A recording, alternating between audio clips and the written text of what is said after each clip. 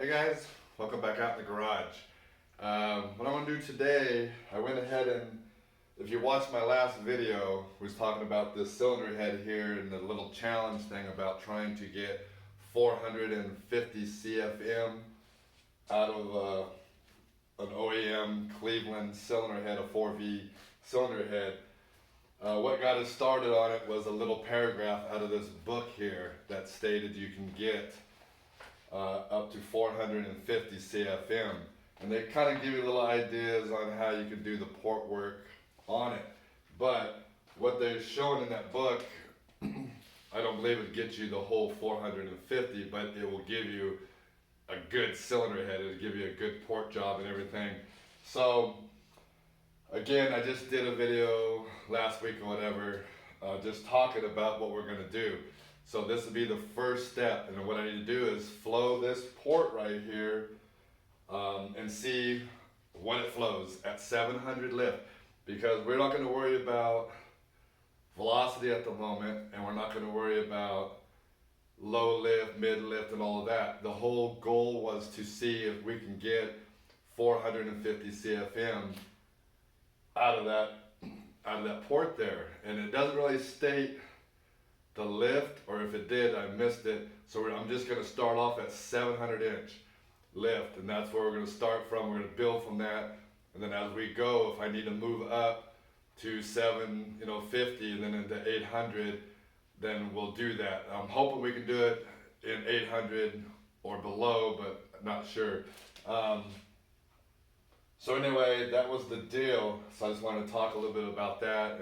And so the first step is to flow this port and see what it is right now, so we know where our starting point is. And then as I work on the port, we'll flow it again, see where we're at, flow it again. We'll just keep doing it, making these little short videos. So anyway, so I do want to talk about a couple different things really. Usually when we're flowing a cylinder head, I use dowels and a head gasket, and the head gasket is what goes over the bore, and then that way my valve is actually sitting in the correct place. Okay, in other words, against the cylinder wall. Okay, because a lot of times I have walked into places and stuff that were flowing or whatever, and they may have had the head moved over some, or some people may flow with another home built. I've had this thing for over 30 years, and it's a home built, as you can see, but it's a very good machine. It's big, and it's done a lot of stuff with it.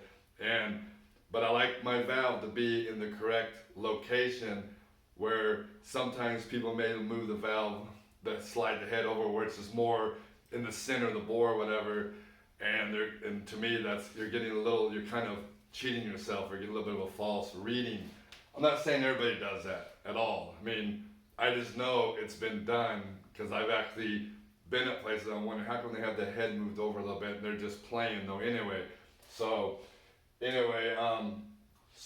with that said, here's the intake valve, here's the exhaust valve. Of course it's back there, but right here. So I wanted to show that the exhaust valve, as you can see, opens and closes. That's because it's going in the cylinder, okay? And that means the intake is set over against the bore of the cylinder, okay? I just wanted to show that, because if this exhaust was over here, it would just be hitting the table. It'd be hit here on the table. So I just wanted to show that first, because some people might ask, are you flowing it, against the cylinder and stuff? So that was just something I wanted to bring up. So I'm going to try to be as thorough as I can with these videos, trying to get this kind of CFM.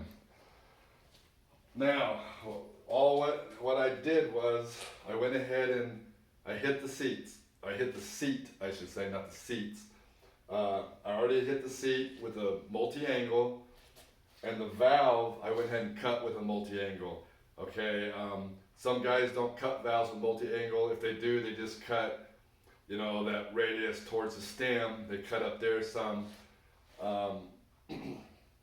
So I go ahead and I cut it the 45, and I did a 35 and a 55, and then you have your little radius on the bottom. And I did it that way because that's the way they ground the valve in this book, okay?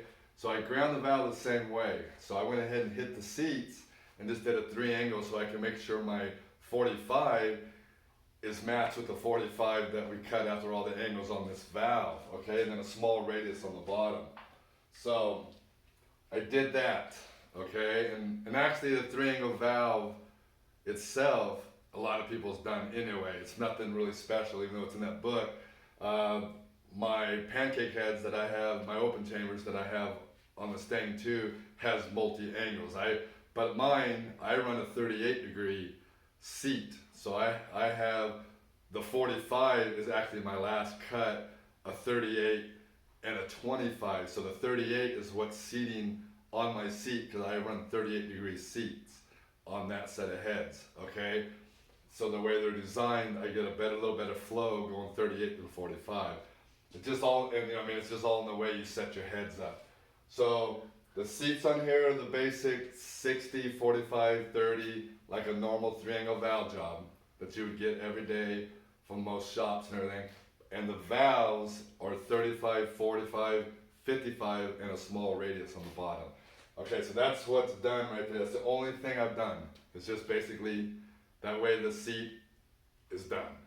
Now, with that said, what I did was I machined out that guide and I put a bronze guide in, okay? I put a bronze guide like this in.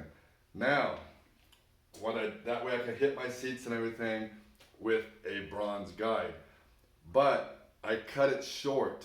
I cut it short because I'm going to be raising the guide, okay? And normally we won't need to raise the guides. If you're just doing a nice port job, trying to get 325, 330, maybe even 340 CFM, you don't have to really raise the guides on these heads. I usually raise my guides 250 thousandths. That's a number I found years ago and I always raise it from there.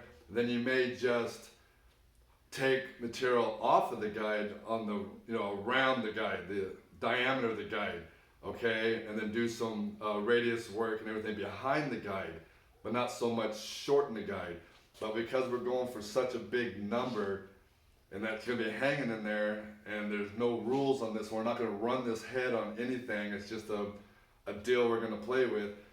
I went ahead and cut a bronze guide and ran it in and did my seat work so that I can go ahead and remove all that material until I get to where my guide is, because I've already got a spot I want to at least move the guide to, if that makes sense, okay? Because you always have to have a game plan of some sort. So instead of trying to cut and port bronze, okay, and cast iron together, or you can remove this and port all that and put this back in. And that's why I'm gonna bring up another question. So usually a lot of guys will go ahead and hit the seats before they do port work, because they say, oh yeah, already have your seat work done, but just don't hit your seat. And then you can go ahead and do your port work, and then if you want to retouch the seat, you can. And then, but I'm going to be pulling that guide back out, because if I get a comfortable spot, I will go ahead and cut another one of these, and then, in case I have to touch the seat or something, okay? Because, here's my deal. You want to keep the guide flat on the bottom. Now, here's a guide, a new cast iron guide, okay? I just kind of got my freehand with the grinder. This was never in a head or nothing. And I kind of shaped it like that. I wanted to kind of show, picture that inside of a cylinder head. You've seen guides before, they're, all reshaped, and some of them are like that, kind of like off like that. It's like the way they finish up, and they're trying to get it real small. But here's what happens when the valve is in there. It's got pressure here, but the pressure isn't as strong on this side because it's tapered. And that's not even tapered as much as I've seen some heads with big radius taper. Okay, you have to, and they want to know, and if they did tag their seat a little bit, and they touch the seat with their stone or with their blade, whatever machine or however they do their grind, and it's off a little bit. And that's because when they started, it was flat like that, okay, and you have more control with the valve stem. But when it's like that, it can actually move a little bit. So that's why I don't have to go bronze. I can do the same thing with the cast. But I had these bronze, I only had a few of these. I like to hang on to these for a lot of jobs I do. I don't really install a lot of these versus these, okay? So, but I do have extras of these, so this is why I went this route. Now, I can cut this and still be flat when I'm done with my guide work. And if I touch my seat will almost be square very easily without doing hardly anything, where I didn't have to, where sometimes when I've seen guys with the big, cuts like that, their seat is pretty well, it's wider on one side after they get done, so they gotta get another angle to square it up, if that makes any kind of sense. So I just wanted to kind of throw that in, so I'll be able to raise that guide way up I made this as a gauge, to say, so to speak. So I just wanted to talk a little bit about that. So now, I'm going to go ahead and we're going to set it at 700 inch lift. And I already set it, got everything set up. It's hard to read all this, so I'm just going to write the numbers down on a piece of paper before we calculate it, because I have to calculate with numbers that are on these sheets up here, okay? So some of you guys seen me use this machine on my last YouTube channel that I used to have. I did a lot of flow stuff on it, and people seen a lot how this all worked. So that's the deal there, and then we'll see what this head flows right now as it sits with just that seat work done. And then again, I'll start doing some work on it, which I'm going to start in the guide area, because that's the area I like starting on, because it's the area that's harder to get to and everything. So I always try to do that stuff first, and the relaxing stuff last, because this is easy out here.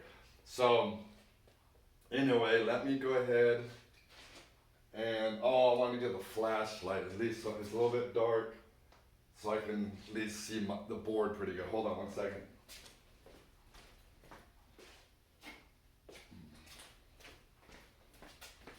Okay, I want to set this here. That way when I turn it up, there we go. See, then I'll be able to see all the gauges. All right. So basically, that's what we're gonna do right now. So I'll move the camera up, because I'm free right now. I'm got lash, let's just say, and then I'm gonna move the 700 inch lift, and you can watch the dial move with me, and so we know we got the whole lift, and then we'll go ahead and do the flowing on it. Okay. So let's see. Let me move this up here.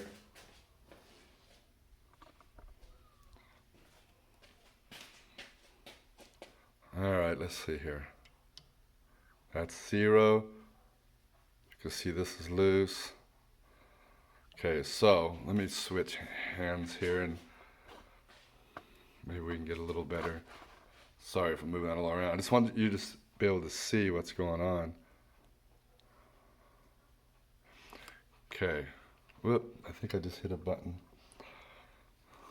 Okay, here we go. Okay, there we go. So there's 1, 2, 3,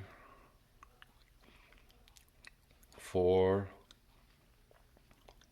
5,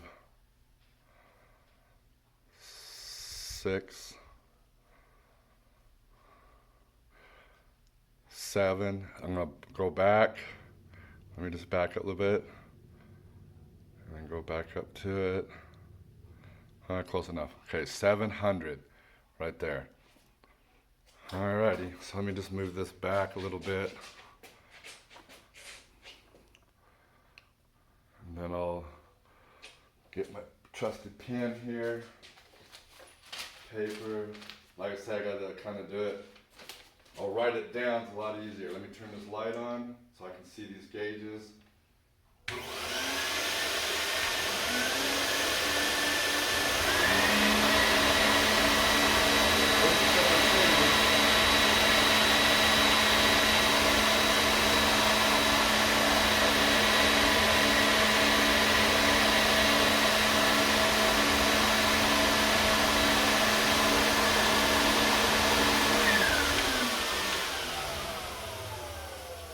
Okay, it was 4.2 over there, and it was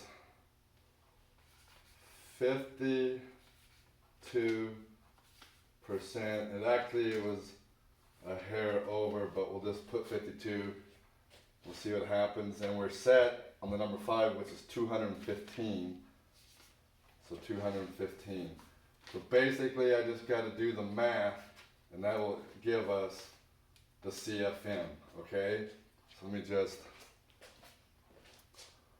in fact, I might be able to, let me see if there's a way I can,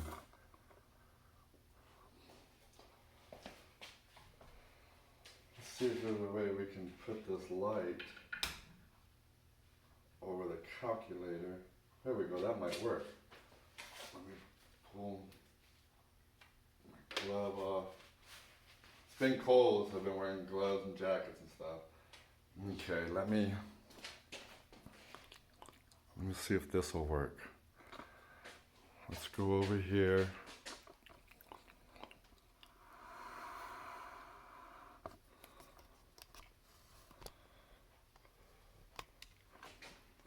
I'm not sure if I can get it in there.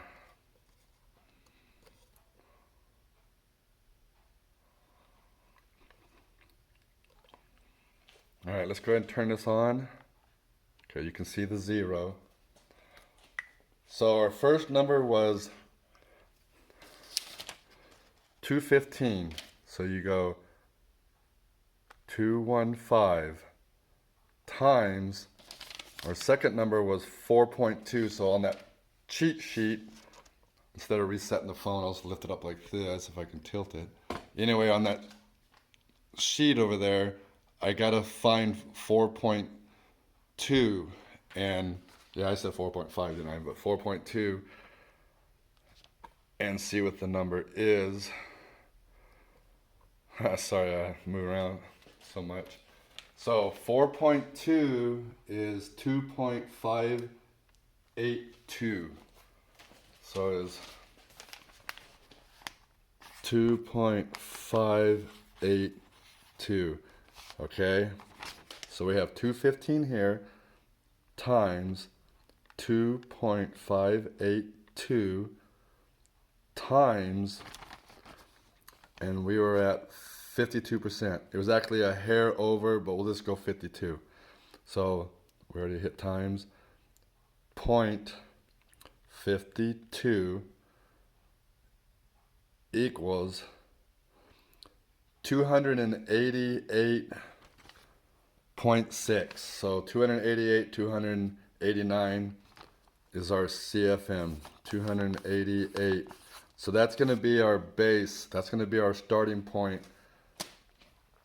So let me go ahead and back that up. All right, let me move this back over here. I wish I was a little more high tech on this stuff, but I'm not, unfortunately. Well, I guess I don't need that on. Just need to raise it. Right there.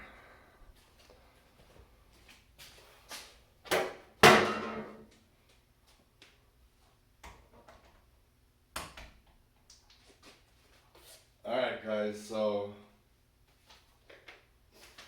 there's that. So 288.6, 289, 290, okay, at 700-inch lift. So that's going to be where we're going to start. So now every time I do something and I get to a stopping point, then we will go back to this 288, we'll reflow just like we just did, but it'll go a lot faster because I'm not going to be doing a bunch of explaining now that I already did it all on the machine and everything. We'll just go right to 700, we'll turn everything on, and we'll see what, what our numbers are. We'll see if we're going the right direction. So anyway, that's that, and I think we'll move on pretty good. Like I said, I'm going to go in and do the guide work first, and try to do it like that. This is something you really wouldn't want to do as if you just want to do your home, you're do-it-yourself porting, you're not going to really get this dramatic and everything. This is just more of a little challenge thing. Like I said, I'll never use these heads on anything. This port here, as I said in the first video last week, it flows 421, and I didn't do anything to the combustion chamber, but it's just a god big, it would be hard to seal and everything. I was just something I was messing with a few years ago, okay? This one I'm gonna try to keep it where it looks more like it's supposed to, let's say, like if you were gonna run it, but try to get that 450.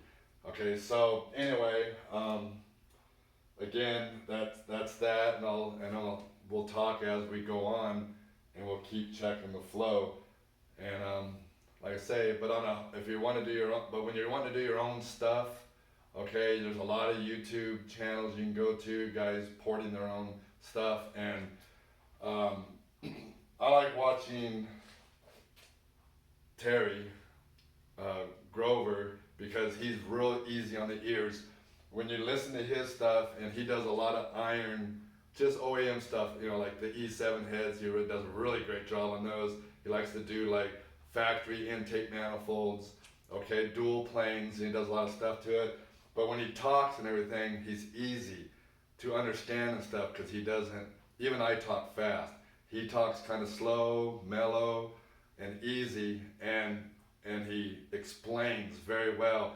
And not just explain real fast, but he'll actually explain it at a speed we can all relate to, okay? And I don't know, I watch a lot of his stuff, and the stuff he shows you doesn't mean it's only for Ford. If you can actually adapt that, if you think about it, and if you're a Chevy guy, or a Dodge guy, or Oldsmobile, Pontiac, or whatever, AMC, you can take that and move it to that cylinder heads and intake manifolds, what he's showing you. So anyway, if you look him up, if you're a DIY guy, and he's right now, I think he shows more about that kind of stuff and easier to listen to than some other do-it-yourself videos I've been on. They jump around too much, okay, on some of them. But anyway, so that's the deal there. This video lasted longer than I wanted. I was hoping it was gonna be a little shorter, but I ended up getting too much talking. So anyway, there we go, 288 at 700. Some guys claim these heads flow 300 at 700. It's just going to be in your casting. It could be the flow bench. I may be able to take this to a Superflow 600. It may flow 293, 294, or it may go the other way. Don't know. So I keep it calibrated. I have a calibrator plate. And so before I start, I calibrate this thing. And I believe that's a good number. I mean, 288 at 7 with just that little bit of valve job I did, let's say, I believe that's probably a pretty honest number. It may be off, 2 or 3 CFM one way or the other, okay? So anyway, that's that. So we got the first step out of the way, and next time I get back to it to do a little more work, we'll set it back up. I'll make sure everything is still calibrated the way it was, and we will see what the next stop is on the CFM. All right, guys? You guys be safe out there. Thanks.